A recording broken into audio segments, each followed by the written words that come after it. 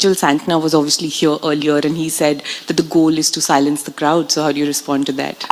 अरे सब सेम ही लाइन चिपका रहे आके कुछ नया तो बोलने बोलो किसी को। वो ये लोग एक लाइन समझते हैं किसी चीज को, यार इसे लाइन दे तो कोई, लेकिन ये थॉट प्रोसेस होता है किसी कैप्टन का।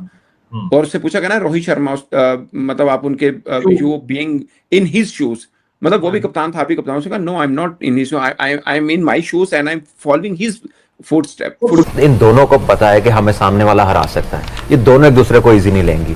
दे आर गुड प्रोफेशनल्स और बहुत ज्यादा खेलते हैं आपस में। आईपीएल भी है, न्यूजीलैंड के सारे प्लेयर खेलते हैं, तो वो जो होम एडवांटेज है ना, it sounds more but it's less. वो वाली ऐसी कोई चीज नहीं है इंडिया में जो अब छुपी हुई है इन प्लेयरों से, हर साल वहां आके खेलते हैं। तो 200 कह रहे हैं, पार स्कोर है अहमदाबाद का, तो 200 होगा, 200 पे 200 हो जाए तो मजा है, लेकिन एक नया चैंपियन हो तो ज्यादा मजा आएगा। पुराने चैंपियनों से अब दिल भर गया। विकेट्स के ऊपर भी बातें हो रही है मेरे ख्याल से। मैंने एक तस्वीर देखा, मिचेल सैंटनर जो था वो जाके पिक्चर ले रहा विकेट का, जैसे पैट कमिंस ने भी किया जब इंडिया से फाइनल था। भारत का आप देखें कि भारत का तो मेन फंडा मैंने वो तो कहता है कि भाई हम पहले बैटिंग करेंगे तो हम 250 करने जाएंगे। ये भी कहा था कि भाई उनकी दूसरी बैटिंग आएगी तो वो 300 भी होगा तो वो चेस करने जाएंगे, क्योंकि वो बैटिंग पे रिलाई कर रहे हैं, बहुत लंबी बैटिंग लाइनअप से खेल रहे हैं। कुछ लड़के उनके जिस तरह पीक करे ना जिस टाइम के ऊपर, ये भी बड़ा अच्छा। दोनों टीमों की बात की जाए तो स्ट्रॉन्ग इंडिया है ऑफ कोर्स, क्योंकि उनके होम बैटिंग लिहाज से होम क्राउड है, 13 बड़े जा रहा है, बहुत सारी चीजें हैं। न्यूजीलैंड के प्लेयर्स जो है ना वो बहुत बड़े बड़े नाम नहीं है जैसे इंडियन प्लेयर्स के नाम है, ठीक है ना। तो वहां पे किस तरीके से सबको जेल करके लेके डिसीजन लेना, वो सबसे इंपॉर्टेंट चीज है। कि इधर बड़ा भाई या पापा बन के कुछ नहीं होगा, इधर इनको छोड़ना होगा, कान वान पकड़ के कुछ नहीं होगा इनका, इधर इनको खुला छोड़ना होगा, तभी इनसे बेस्ट मिल सकता है। और वो परसेंटेज बढ़ते ही गया है स्टार्ट से लेके अभी तक। स्टेटिस्टिकल कई चीजें हैं जो कि भारत की तरफ हमें ये इशारा कर रही हैं कि इनको ये मैच जीतना चाहिए। देखिए न्यूजीलैंड के खिलाफ पिछले 7 में से 6 मैच जीते हैं। उसके बाद इनके पास जसप्रीत बुमराह है, जिनकी इकोनॉमी जो है वो 6.4 या 6.5 है, यानी कि 24 से 28 रन देते हैं और विकेट्स जो लेते हैं वो तो कमर ही तोड़ देते हैं। और पिछले मैच में मैच विनर साबित हुए, 18वें ओवर में सिर्फ 6 रन दिए थे उन्होंने।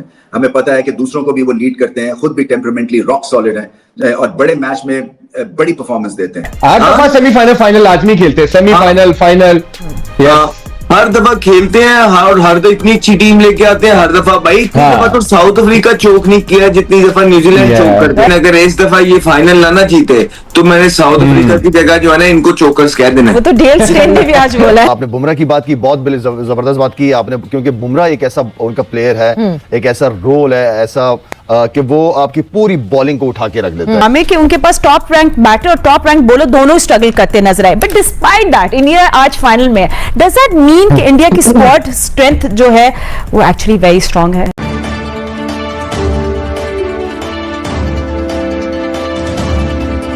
देखिए आपने जैसे खुद ही वो बता दिया उनका, मैं कल भी उनकी पूरी टीम को एनालाइज कर रहा था, इवन पूरे टूर्नामेंट की उनकी परफॉर्मेंस देखे। एक इंग्लैंड वाले मैच में वो लगे कि कंप्लीट क्रिकेट खेले हैं, राइट, वरना इफ एंड बट्स में ही रहे हैं वो। नीदरलैंड यूएसए वाला मैच अगर आप देख लें, फिर साउथ अफ्रीका ने भी उनको हरा दिया, वेस्ट इंडीज वाला भी बहुत क्लोज मार्जिन में अगर वो संजू सैमसन आउटस्टैंडिंग इनिंग खेल गए। अगर आप ओवरऑल देखें तो ये 2 प्लेयरों पे खेल रहे हैं, संजू सैमसन और बुमराह पे।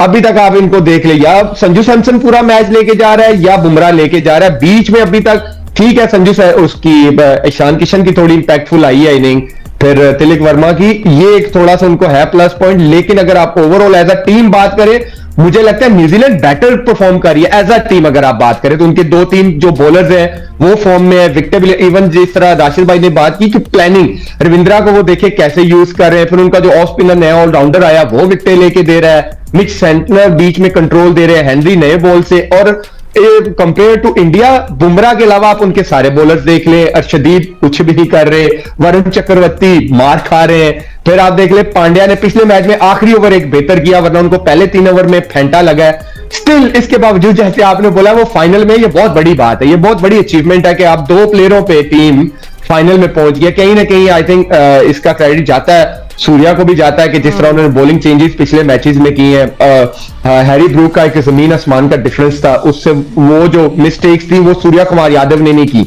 अगर आप हैरी ब्रूक्स की देखें बॉलिंग चेंजेस वो उसने अच्छी नहीं की, सूर्या कुमार यादव को ये प्लस पॉइंट था कि उन्होंने बड़ा स्मार्टली जो है बुमराह को यूज किया है। तो T20 में छोटी छोटी टैक्टिक्स जो होते हैं ना वो बहुत बड़ा इंपैक्ट डाल देते हैं। और आई थिंक ये ये जो टैक्टिक्स थे इंडिया को यहाँ तक ले आए। इंडियन मीडिया कह रहा है कि कल जी रेड पिच पे मैच होने जा रहा है। रेड एंड ब्लैक सॉइल का मिक्सचर है। अच्छा। और इस पे अच्छा बाउंस होगा। स्पिन वो कह रहे हैं कि कम होगी। ओके। हाँ, अब स्पिन पे थ्रेट इंडिया को भी है। उनकी ज्यादातर विकेटें ऑफ स्पिनर, जो फिंगर ऑफ स्पिनर है वो ले रहे हैं। शुरू में जो उनके खब्बे होते हैं उनको आउट कर रहे हैं, तो एक थ्रेट उनको भी है। ऑल्दो कि इतनी अच्छी टीम है, उनको इस सब चीज़ों से थ्रेट से नहीं होना चाहिए। आर्यन जो हॉलैंड के थे उन्होंने आउट किया, पाकिस्तान के सलमान आगा ने उनके शुरू में आके आउट किया है, तो सलमान आगा की गलती थी कि उन्होंने बाद में 2 के बाद और ओवर नहीं किया, वरना कई गलतियों में से एक गलती है। हाँ, कई गलतियों में से एक गलती। तो 200 कह रहे हैं, पार स्कोर है अहमदाबाद का, तो 200 होगा। 200 पे 200 हो जाए तो मजा है, लेकिन एक नया चैंपियन हो तो ज्यादा मजा आएगा। पुराने चैंपियनों से अब दिल भर गया। अच्छा, यानी अब आप देख रहे हैं, पुराने चैंपियन से दिल भर गया। हम मिसालें पुराने चैंपियंस की देते हैं।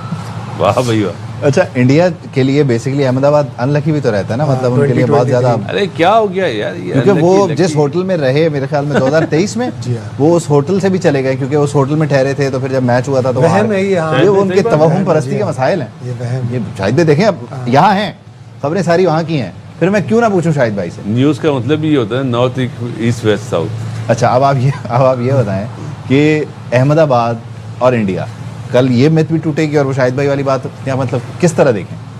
उबैद भाई, बेसिकली मैं इन चीज़ों को नहीं मानता। मानना भी नहीं चाहिए। सही है। क्योंकि हमारा मजहब ये चीज़ें टोटली मना करता है। और बाकी क्रिकेट वाइज इंडिया की टीम स्ट्रॉन्ग है, लेकिन फीलिंग आ रही है कि चैंपियन नया बनेगा। अच्छा, मुझे लगता है न्यूजीलैंड जीत जाएगी। ये इस बात से आप इत्तेफाक करते हैं, और क्या इसकी वजह ये है क्योंकि इंडिया इतनी बड़ी टीम है तो उस पर प्रेशर आ जाएगा? वो देखिए, जब से हम क्रिकेट शुरू की हुई हम देख रहे हैं न्यूजीलैंड की टीम हमेशा नॉकआउट तक जाती है। अब फाइनल दूसरी बार मौका मिला तो मुझे खुशी होगी न्यूजीलैंड टीम चैंपियन। और उन्हें इसकी खुशी होगी कि वो फाइनल तक पहुंच गए। फाइनल तक पहुंच गए हैं। इंडिया नो डाउट बहुत ऑन पेपर बहुत ज़बरदस्त टीम है, बड़ा ज़बरदस्त खेल रही है, कंडीशन उनकी है। लेकिन न्यूजीलैंड अब मुझे लग रहा है कि फर्स्ट टाइम चैंपियन T20 के बन जाए तो बहुत ही अच्छा हो जाएगा, नहीं तो फिर इंडिया ने तो बनना ही है। लेकिन मेरा ख्याल है कि इंडिया जिसको कप्तान बनाता है उसको ग्रूम करता है। ऑफ कोर्स वो कहते होंगे हाँ हम करते हैं, लेकिन इतनी जिसे बोलते हैं ना नाप तोल के बोलना, मैं महसूस होता हूँ उसकी प्रेस कॉन्फ्रेंस में। देखिए, सेंटनर ही इज फ्रॉम सीना कंट्री, न्यूजीलैंड। उसकी बॉडी लैंग्वेज उसको बचपन से ही उसकी ग्रूमिंग है, स्कूलिंग से। हमारे साउथ एशिया में ऐसा नहीं होता। हमें वो थोड़ा सा प्रेशर चेहरे पे नजर आता है, बॉडी लैंग्वेज धीमी नजर आती है। मगर आप देखिए, रोहित शर्मा बोलता था ऐसे कैजुअल, उसको लगता नहीं था कि यार कोई वर्ल्ड कप का फाइनल के लिए प्रेस कॉन्फ्रेंस कर रहा है। MS धोनी तो वो तो खैर इन सबका गुरु था, बट इवन स्काई को मैं हैरान होता हूँ इनके अपने जर्नलिस्ट उसका क्यों मजाक उड़ाते हैं। ही so cool calm in press conference and even during the match. जाहिर है बल्ले से रन नहीं आ रहे, मगर 400 उसके खाते में पहले के पड़े हुए हैं और वो बड़ा बढ़िया प्लेयर है, इसमें भी कोई दो राय नहीं है। मगर जिस तरह वो टून डाउन करता है, जिस तरह वो रिलैक्स करता है, आप अगर मेरे से पूछेंगे ना तो मैं पूरी प्रेस कॉन्फ्रेंस में कौन सी 2-3 चीज अच्छी लगी हैं। शायद वो किसी अखबार की हेडलाइन ना हो, शायद किसी बुलेटिन की हेडलाइन ना हो, शायद आपके थंबनेल की लाइन ना हो, मगर मुझे बहुत इंस्पायर किया। उसने बोला कि being captain I am not papa, I am not elder brother.